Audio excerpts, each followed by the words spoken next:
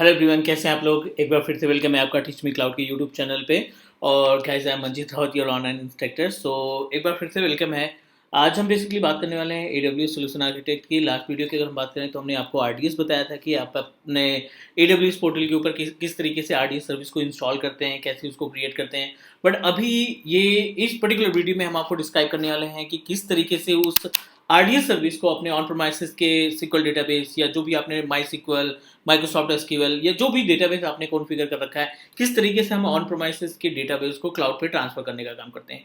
तो ये प्रॉपर तरीके से स्टेप देखने वाले हैं। कॉन्सेप्ट बिल्कुल क्लियर है। एक तरीके से माइग्रेशन तो नहीं, आप ये बोल सकते हैं कि किस तरीके से ऑन प्रोमाइसिस पे रह करके हम अपने local Microsoft SQL management studio के जरिए अपने AWS में क्रिएट किए हुए RDS की सर्विस का इस्तेमाल कर सकते हैं। तो ये प्रॉपर एजेंडा है। चलिए स्टार्ट करते हैं। उसके पहले अगर आप फर्स्ट टाइम वीडियो देख रहे हैं या पहली बार चैनल पे विजिट किए हैं तो आप टीच मी क्लाउड के चैनल के सब्सक्राइब कर सकते हो, क्योंकि टीच मी क्लाउड एक सिंगल यूट्यूब चैनल है जो आपको 100% लाइव प्रैक्टिकल देता है बिना किसी स्टेप को स्किप किए हुए। सो चलिए AWS के पोर्टल पे हम आ गए हैं। लास्ट टाइम हमने, अगर आपको याद हो तो हमने एक डेटाबेस क्रिएट किया था RDS का। RDS क्रिएट किया था बेसिकली, और जिसमें हमने SQL डेटाबेस मैनेजमेंट इस्टेब्लिश किया था। और उस SQL सर्वर को हम अब लोकल से कनेक्ट करने वाले हैं। सो आई थिंक थोड़ा सा कन्फ्यूजन है। आई थिंक हमने ये जो लोकेशन सेलेक्ट किया था सिडनी था, एशिया पैसिफिक में। ठीक है, तो सेम लोकेशन में एक बार चेक कर लेते हैं। वो डेटाबेस अपने पास अवेलेबल होना चाहिए। RDS हमने क्रिएट किया था, need to click on the RDS और यहाँ पे वेरीफाई करते हैं। और साथ ही साथ ऑन प्रोमाइसिस पे हम अपने Windows 10 operating system local laptop पे एक मैनेजमेंट स्टूडियो का टूल इंस्टॉल कर रखा है। साथ ही साथ एक लोकल डेटाबेस भी बना रखा है। यस, इसी लोकेशन में हमने इंस्टेंस तैयार कर रखा था, तो वो अभी भी यहाँ पे रन कर रहा है, राइट। तो डेटाबेस 1 के नाम से हमने तैयार किया था। डेटाबेस 1 अवेलेबल है। यहाँ पे क्लिक करते हैं, ओपन करते हैं। पूरी इन्फॉर्मेशन है यहाँ पे। Like other we have option to manage the connection. इन एंड पॉइंट के जरिए हम अपने ऑन प्रोमाइसिस में रखे हुए मैनेजमेंट स्टूडियो को कनेक्ट करने वाले हैं। चलिए स्टेप देखते हैं क्या करना है हमें। ऑन प्रोमाइसिस पे एक बार मूव कर लेते हैं। ऑन प्रोमाइसिस पे ये लोकल SQL है, जिसमें लोकल डेस्कटॉप जो ऑन प्रोमाइसिस में लैपटॉप है उसके कंप्यूटर नेम यहाँ पे इन्फॉर्मेशन डिटेल्स उसकी मिल रही है। डेटाबेस को एक्सप्लोर करें तो अभी हमने कोई भी डेटाबेस नहीं क्रिएट किया है। जो भी ये डेटाबेस आपको दिखाई पड़ रही है बिल्ट इन है। एक हम अपना खुद का लोकल डेटाबेस बनाएंगे और साथ ही साथ उस डेटाबेस में कुछ टेबल वगैरह क्रिएट करके उसको ऑन प्रोमाइसिस से क्लाउड पे माइग्रेट करने का काम करेंगे। लेकिन अभी का जो एजेंडा है यहाँ पे हम क्या करने वाले हैं, अपने AWS के RDS सर्विस को ऑन प्रोमाइसिस से कनेक्ट करने वाले हैं। तो क्या करना है, बहुत ही सिंपल सा स्टेप है। दो चीज़ें ध्यान में रखनी है। अगर आप प्रीवियस वीडियो देखेंगे हमारी, तो उसमें हमने आपको क्लियर तरीके से बताया कि अगर जब भी आप RDS क्रिएट कर रहे हैं ना, तो RDS के केस में आप अपने डेटाबेस को पब्लिक कर दीजिए। मीन्स इन फ्यूचर अगर प्लान कर रहे हो क्लाउड से हट करके ऑन प्रोमाइसिस से लोगों को एक्सेस देना चाहते हो कि RDS इस्तेमाल कर सके, जो बंदे ऑन प्रोमाइसिस बेस मशीन पे टास्क परफॉर्म कर रहे हैं, अगर आप उनसे बोलते हो कि आप अपना डेटा RDS पे रखो, तो उसके लिए आपको डेटाबेस बनाते समय अपने डेटाबेस को पब्लिक करना पड़ेगा। बाद में भी चेंजेस कर सकते हैं, लेकिन अगर वाइल क्रिएटिंग अगर आप ये सेटिंग कर देते हैं तो ये हमारे प्रैक्टिकल के लिए बेटर रहेगा, राइट।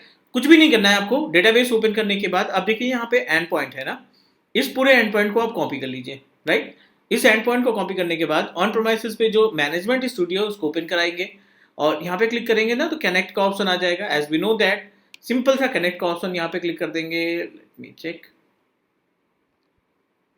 सॉरी, कनेक्ट का ऑप्शन। और यहाँ पे क्या कनेक्ट करना है, डेटाबेस इंजन कनेक्ट करना है। विंडोज ऑथेंटिकेशन नहीं चाहिए क्योंकि ऑलरेडी विंडोज ऑथेंटिकेशन पे हैं हम। तो यहाँ पे चलते हैं सर्वर ऑथेंटिकेशन पे और इसको कर देते हैं change.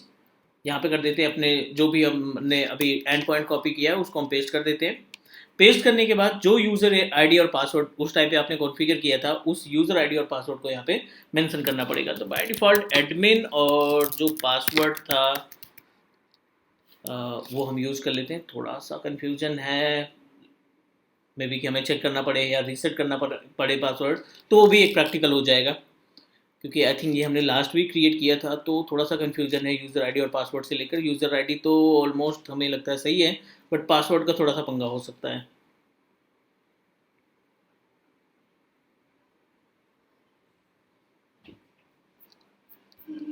So we need to wait. Sorry, I think मैं पासवर्ड भूल चुका हूँ। सो गाइस, चलिए एक प्रैक्टिकल इसमें हम और ऐड कर लेते हैं कि अनफॉर्चुनेटली अगर आपने अपने RDS का पासवर्ड भूल चुके हैं तो कैसे उसको रीसेट करते हैं। साथ ही साथ इसको भी हम देख लेते हैं। हमें क्या करना है, just need to open our AWS portal, उस RDS में जाएंगे, उस RDS की प्रॉपर्टीज पे जाएंगे जहाँ पे आपने RDS क्रिएट कर रखा है।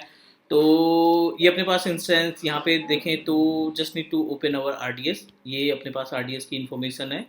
डेटाबेस पे क्लिक करते हैं, बेस पे जाते हैं, सेलेक्ट योर डेटाबेस, जो भी आपने क्रिएट कर रखा है, जिसको भी आप ऑन प्रोमाइसेस से कनेक्ट कराना चाहते हैं। यहाँ पे देखिए एक ऑप्शन दिखाई पड़ रहा है मॉडिफाई। सो मॉडिफाई पे क्लिक करने के बाद आपको ये मल्टीपल ऑप्शन दे देगा, means related to the editing settings related बहुत सारे ऑप्शंस यहाँ पे दिखने लगेंगे, जैसे अभी इंस्टेंस की इन्फॉर्मेशन है, टाइप्स ऑफ वर्जन जो आपने सिक्वल का यूज़ किया है वो, डेटाबेस का नाम, और यहाँ पे आप पासवर्ड रख सकते हैं। पुराना पासवर्ड क्या है उससे कोई फ़र्क नहीं पड़ता, आप यहाँ पे जो भी नया पासवर्ड देना चाहते हैं, ठीक है ना। Password must be a minimum 8 character, ये इसकी प्रीरिक्विजिट आप बोल सकते हो। स्पेशल कैरेक्टर हमें नहीं इस्तेमाल करने हैं। अब जो भी पासवर्ड यहाँ पे प्रोवाइड कर देंगे वो आपका पासवर्ड बन जाएगा, आपका नया पासवर्ड बन जाएगा। सेकेंड, अगर हम बात करें यूज़र नेम का, तो यूज़र नेम हमेशा आपको रखना है एडमिन। तो हमने ये सभी सेटिंग ऑलरेडी कर रखी है। अब हम चलते हैं अपने मैनेजमेंट स्टूडियो पे, और यहाँ पे एडमिन यूज़र बाय डिफ़ॉल्ट जो पासवर्ड आपने अभी रिसेंट चेंज किया है उस पासवर्ड को आप एज इट इज़ यहाँ पे ट्राई कर सकते हैं कनेक्ट करने के लिए। तो पहले हमने क्या मेंशन किया है, सर्वर नेम में अपने एंड पॉइंट को कॉपी किया और उठा के यहाँ पे पेस्ट कर दिया, यूज़र नेम में एडमिन, और ये पासवर्ड जो हमने नॉर्मल से रखा है। Just need to click on connect, और देखते हैं कि ये हमारा जो डेटाबेस है, जो RDS हमने तैयार कर रखा है AWS पोर्टल पे, किस तरीके से हमारे ऑन प्रोमाइसेस विंडोज 10 के ऊपर जो हमने ऑन प्रोमाइसेस पे SQL सर्वर इंस्टॉल किया है विद मैनेजमेंट स्टूडियो, उससे हमने सक्सेसफुली अपने डेटाबेस को कनेक्ट कर लिया यहाँ पे, राइट। तो ये डेस्कटॉप है, डेस्कटॉप इन द सेंस जो लोकल में आपने SQL बना रखा है, और ये RDS है, मीन्स जो आपने AWS की पोर्टल पे जाकर के RDS का सिलेक्शन करके जो माइक्रोसॉफ्ट SQL का पैनल आपने सेलेक्ट करके क्रिएट किया डेटाबेस, दोनों का कम्युनिकेशन हो चुका है। नेक्स्ट, अब यहाँ पे जो बंदा इस पर्टिकुलर मशीन पे ऑन प्रोमाइसेस मशीन पे काम करेगा ना, उससे कोई फर्क नहीं पड़ता, उसको कोई मतलब नहीं कि AWS पे कितना स्टोरेज है, AWS पे क्या एक्टिविटी परफॉर्म हो रही है। उसकी रिस्पॉन्सिबिलिटी, उस डेटाबेस इंजीनियर की रिस्पॉन्सिबिलिटी ये होगी कि अपना जो डेटा है ऑन प्रोमाइसेस पे, उस ऑन प्रोमाइसेस के डेटाबेस पे उसे कोई भी टेबल नहीं क्रिएट करनी है। उसको जो भी टेबल क्रिएट करनी है वो अपने डायरेक्टली AWS के पोर्टल पे क्रिएट करेगा, ताकि इन फ्यूचर अगर उसके ऑन प्रोमाइसेस बेस मशीन में कोई प्रॉब्लम आ जाती है तो डायरेक्टली हम अपना पूरा का पूरा डेटा AWS पोर्टल से उठा सकें। करेक्ट। एक छोटा सा प्रैक्टिकल देख लेते हैं, ठीक है। ये अपने पास AWS का डेटाबेस 1 के नाम से जो हमने बनाया था, एंड ये अपने पास ऑन प्रोमाइसेस का है। चलिए एक डेटाबेस बनाते हैं, उसमें कुछ टेबल क्रिएट करके उसको माइग्रेट करते हैं क्लाउड पे। डेटाबेस पे क्लिक करते हैं, यहाँ पे right click and create new database, कोई सा भी नाम दे देते हैं। ऑन प्रोमाइसेस पे डेटाबेस है तो बेसिक सा नेम यहाँ पे रख देते हैं लोकल DB के नाम से, ठीक है। ये हमने लोकल DB के नाम से क्रिएट किया और जस्ट क्लिक ओके।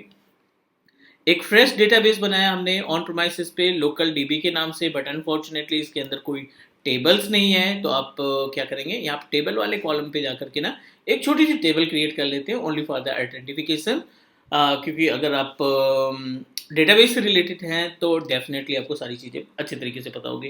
तो कुछ भी मेंशन कर लेते हैं, लाइक एज AWS, यहाँ पे सेकेंड कॉलम में,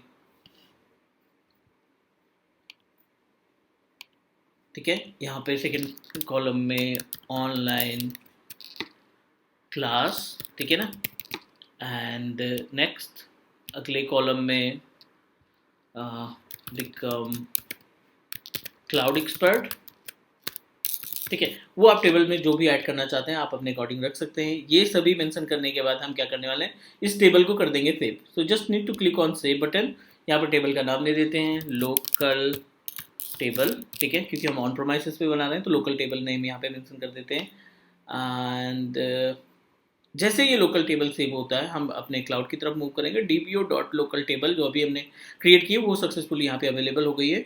अब हम चलते हैं एजूर पोर्टल पे। अभी जो हमने एक्टिविटी कर रखी है यहाँ पे वो ऑन प्रोमाइसेस के सिस्टम पे की है, मींस मैनेजमेंट स्टूडियो या जो भी लोकल सिस्टम पे आपने SQL इंस्टॉल कर रखा है उसके ऊपर आपने चेंजेस किए हैं। Now we need to move our self to Azure portal, और यहाँ पे डेटाबेस तो है बट हमें एक नया डेटाबेस तैयार करना पड़ेगा जिससे हम अपने ऑन प्रोमाइसेस की चीज़ों को माइग्रेट कर सकें या ट्रांसफर कर सकते हैं, या बोल सकते हो कि इम्पोर्ट कर सकते हैं। तो चलिए यहाँ पे एक टेबल बना लेते हैं, एक्सपोर्ट कर देते हैं, इंपोर्ट कर देते हैं, बोथ ऑप्शंस आर अवेलेबल। तो यहाँ पे टेबल बना देते हैं AWS टेबल के नाम से, राइट। तो not table, AWS DB, AWS database के नाम से हमने एक डेटाबेस बना दिया, बट अनफॉर्चुनेटली इसके अंदर कोई भी टेबल हम नहीं मैनुअल डिज़ाइन करने वाले हैं, क्योंकि जो ऑन प्रोमाइसेस पे टेबल है उसी को माइग्रेट करेंगे अपने AWS टेबल के अंदर। तो जैसे ही हमारा ये टेबल बन के रेडी होता है, हम क्या करेंगे, मूव कराएंगे अपने टेबल को। चलिए देखिए यहाँ पे AWS टेबल पे, डेटाबेस पे क्लिक किया, टेबल पे क्लिक किया, तो जो भी टेबल यहाँ पे अवेलेबल होगा, वैसे बाय डिफॉल्ट यहाँ पे कोई भी टेबल अवेलेबल नहीं है, क्योंकि जस्ट आपने डेटाबेस तैयार किया है।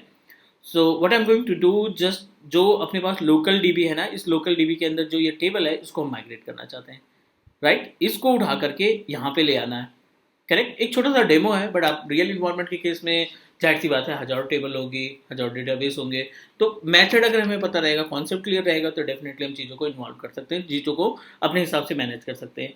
तो ज़्यादा कुछ टास्क हमें नहीं परफॉर्म करना है, हमें अपने लोकल डीबी पे राइट क्लिक करना है, ऑल टास्क पे जाना है, और यहाँ पे देखिए इंपोर्ट और एक्सपोर्ट दोनों का ऑप्शन है। तो यहाँ पे हम एक्सपोर्ट करना चाहते हैं, भेजना चाहते हैं, राइट। तो एक्सपोर्ट पे क्लिक कर दिया, और ये अभी कुछ स्टेप फॉलो करने पड़ेंगे, like as a welcome to SQL import and export wizard. Next करते हैं, यहाँ पे आपको सोर्स सेलेक्ट करना है, सोर्स इन द सेंस जो ऑन प्रोमाइसेस पे आपका लोकल डीबी के अंदर टेबल है, उस सोर्स की लोकेशन आपको प्रोवाइड कर देना, बाय डिफॉल्ट आ जाएगी, तो हमें कुछ नहीं करना है, क्योंकि हमने राइट क्लिक ही किया था उसी पर्टिकुलर टेबल के ऊपर, डेटाबेस के ऊपर। तो यहाँ पे देखिए लोकल डीबी अभी थोड़ी देर पहले जो हमने बनाया था वो सक्सेसफुली आ गया है।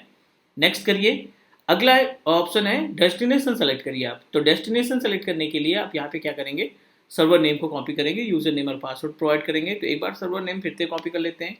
तो सर्वर नेम के केस में हमें क्या चाहिए, एंड पॉइंट चाहिए, और user ID and password you know that, जो आपने अभी रीसेट किया है। इस पूरे एंड पॉइंट को आप .com तक, एक तरीके का डीएनएस की तरीके से यह टास्क परफॉर्म करता है, तो आप .com तक इसको कॉपी कर लीजिए। एंड अगेन इस माइग्रेशन वाले पार्ट पे आ जाते हैं। थोड़ा सा स्लो है, थोड़ा सा वेट कर लेते हैं।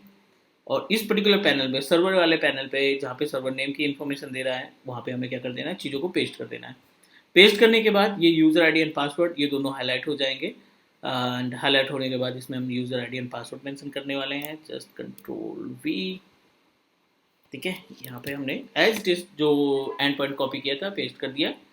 विंडोज़ ऑथेंटिकेशन नहीं है, क्योंकि हम अपने क्लाउड से जोड़ना चाहते हैं। तो by default user name admin, password जो भी आपने क्रिएट करते समय कॉन्फ़िगर किया, सेम पासवर्ड आप मेंशन करके यहाँ पे रिफ्रेश कर देते हैं, क्योंकि अगर मल्टीपल डेटाबेस है, मल्टीपल टेबल है, तो ये रिफ्रेश करने से जितने भी टेबल्स आपने क्रिएट कर रखे हैं ना, यहाँ पे देखेंगे लिस्ट आ जाएगी। AWS डेटाबेस आपने बनाया था ना, तो AWS डेटाबेस आप सेलेक्ट कर लेते हैं, नेक्स्ट करते हैं, एंड अगेन नेक्स्ट करते हैं, no need to make any changes. यही टेबल बनाया था हमने ऑन प्रोमाइसेस लोकल पे, सेलेक्ट करिए, एन नंबर ऑफ टेबल है, 2-3 टेबल है, कोई फर्क नहीं पड़ता इससे, जितने भी टेबल हैं आप उसको प्रोसीड कर सकते हैं। Just finish. ये कनेक्शन को चेक करेगा, इफ़ एवरीथिंग इज ओके, हमारा जो टेबल है सक्सेसफुली मूव कर जाएगा क्लाउड पे, AWS के RDS के ऊपर। Yes, we completed. इसको हम करेंगे क्लोज। थोड़ा सा टाइम लगेगा यहाँ पे, क्योंकि अभी टेबल की कोई इन्फॉर्मेशन नहीं आई, तो पेज को थोड़ा सा रिफ्रेश कर देते हैं, and yes we are able to get DBO local.table, है ना। यहाँ पे देखेंगे तो सेम टेबल आपकी अवेलेबल है। तो एक का एग्जांपल हमने देखा कि कैसे अपने ऑन प्रोमाइसेस के डेटाबेस को आप, टेबल को, डेटाबेस को ऑन प्रोमाइसेस से क्लाउड पे ले जाते हैं। तो ये एक छोटा सा प्रैक्टिकल था। RDS में बहुत कुछ है करने के लिए, क्योंकि अभी हम लोग RDS में है, रिलेशनल डेटाबेस सर्विसेज में है। इसके बाद हम लोग मूव करेंगे NoSQL डेटाबेस, जिसको नॉन रिलेशनल डेटाबेस सर्विसेज बोलते हैं। तो थोड़ा सा इंतजार करना पड़ेगा। अभी के लिए हम इतना करते हैं, आप कमेंट दीजिए कि आपको ये पूरा प्रोसेस कितना समझ में आया।